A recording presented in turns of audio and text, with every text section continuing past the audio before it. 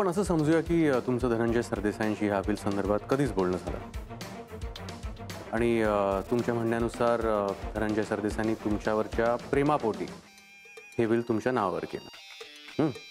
मला सांगा, तुम्हाला खात्री नव्हती का हे बिल तुमच्या नावावर होणार की नाही?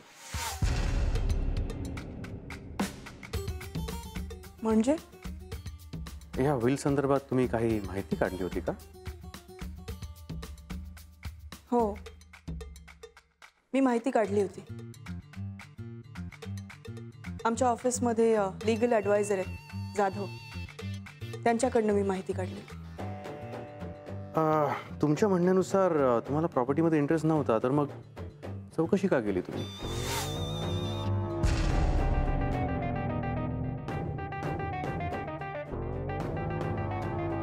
काय मिस्टर अजय, धनंजयच्या आजूबाजूला पैशासाठी माणसं जमलीत हे मी खूप वेळेला सांगितलं.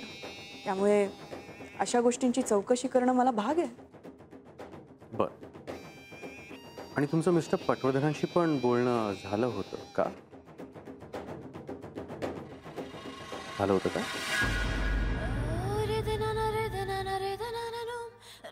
संशय आहे का तुमच्या माझ्यावर? पुरावे. व्हॉट? त्या पुन्हा नीट आठवून बघा.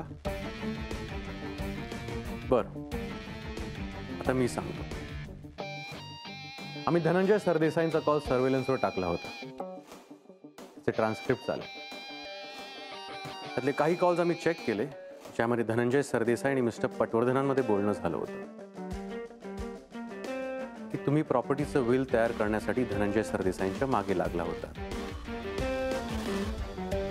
आणि मग धनंजय सरदेसाई गेल्यानंतर त्यांनी ते विल केलं आहे की नाही हे चेक करण्यासाठी तुम्ही मिस्टर पटवर्धनांना फोन करून सांगितलं.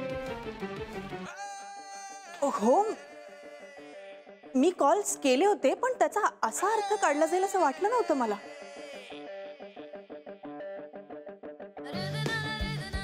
आणि मिस्टर अजय, मी धनंजयची बायको आहे. आमच्या भविष्याचाही विचार करायचा नाही मी. आणि ती धनंजयची बहीण मीरा, ती काय ना ते फक्त मला माहिती. अख्खी प्रॉपर्टी बळकावली असती तिने, म्हणून फक्त मी धनंजयला सांगितलं की तू विल बनवून घे. आणि याचा असा अर्थ लावला जातोय. मी ते ट्रान्स्क्रिप्शन्स बघू शकते? सुरू आहे. Yes sir.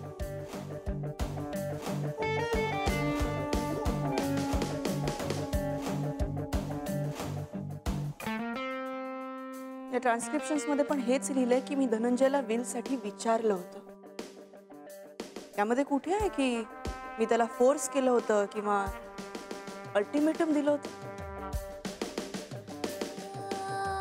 मी फक्त त्याला रिमाइंड केलं होतं. आणि तरी तुमचा माझ्यावर संशय? सुरू आहे. मॅडमच्या फिंगरप्रिंट्स घ्या.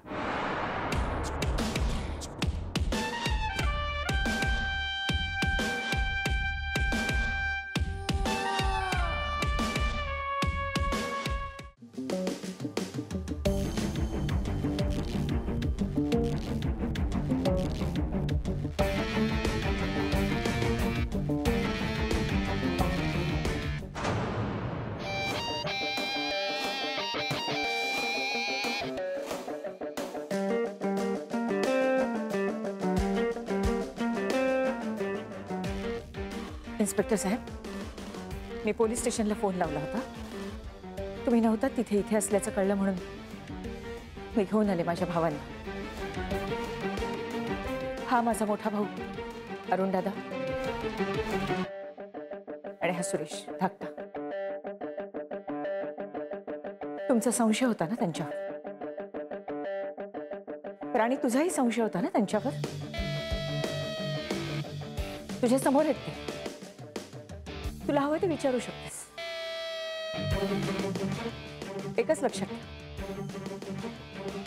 तू धनंजयच्या आयुष्यात आलीस आणि मला उद्ध्वस्त केलंस. मी माफ केलं तू, पण तू धनंजयच्या आयुष्यात आलीस आणि धनंजयला उद्ध्वस्त केलंस. मी कधीच माफ करणार नाही तुला, कधीच.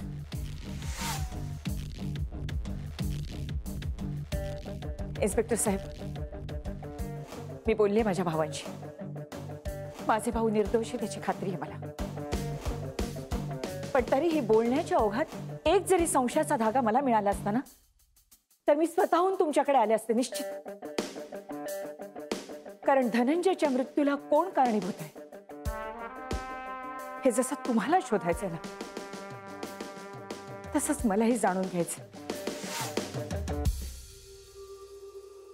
तुम्ही विचारू शकता तुम्हाला हवं ते. साहेब सॉरी, आम्हाला इथे वेळेत यायला हवं होतं, पण हे सगळं आम्हाला एवढ्या उशिरा कळलं त्यामुळे आम्ही नाही येऊ शकलो. आणि आमच्यावर आरोप करणाऱ्यांनी स्वतःकडे बघावं. खोटं सगळेच दाखवतात. सुरेश, पहा गायत्री, स्वतःच्या भावांना समोर आणून वकिली करताय त्यांची. इतके दिवस कुठे होते ते? समोर का नाही आले? मिस्टर अजय, धनंजय बेपत्ता झाल्यापासून हे दोघंही गायब होते. विचारा ना त्यांना कुठे होते ते इतके दिवस. माझ्या माणसांची चूक नसताना त्यांचे फिंगरप्रिंट्स घेतले ना तुम्ही. Relax Mrs Sardesai.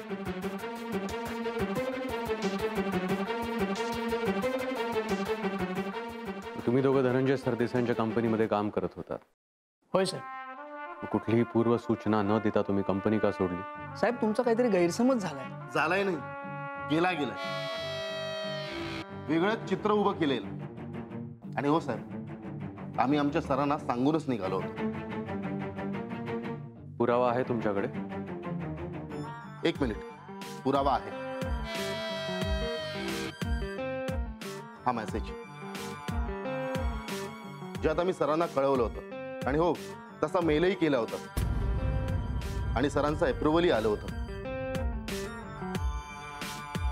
Sir mail माझ्याकडे.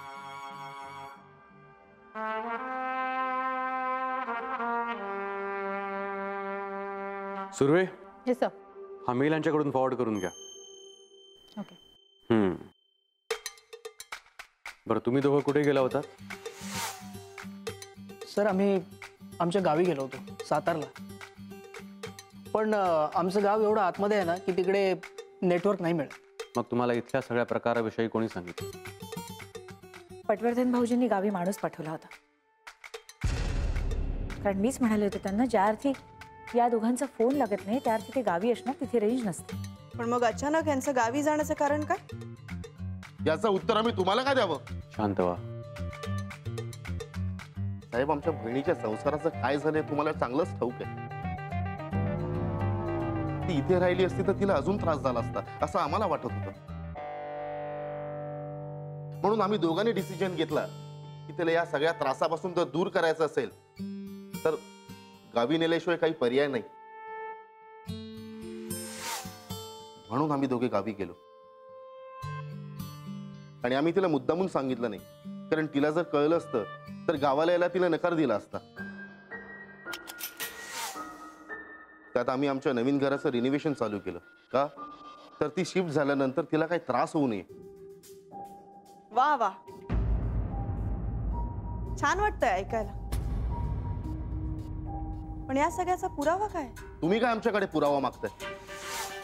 या बाईने आमच्या घरात पाऊल ठेवलं आणि माझ्या ताईचा संसार उद्ध्वस्त झाला. आम्ही सुद्धा कंपनी सोडली असती, पण धनंजय सरदेसाई होते म्हणून आम्ही तिथे थांबलो. पण या बाईने त्यांचा फक्त वापर केला. हिला फक्त त्यांचा पैसा हवा होता. ओ अजय ठाकूर, तुमचे साहेबच बोलतायत, तुम्ही काय बोलून झालाय? मी बोललो तर प्रॉब्लेम होईल. काय का आलं तू? आता हे आम्ही ऐकायचं का? जाऊ का मीडियात? एवढे दिवस होऊन गेले, केस सॉल्व्ह नाही झाली ह्याच्यानी. त्याची ट्रान्सफर करून टाका. मला हे सगळं विकायचंय.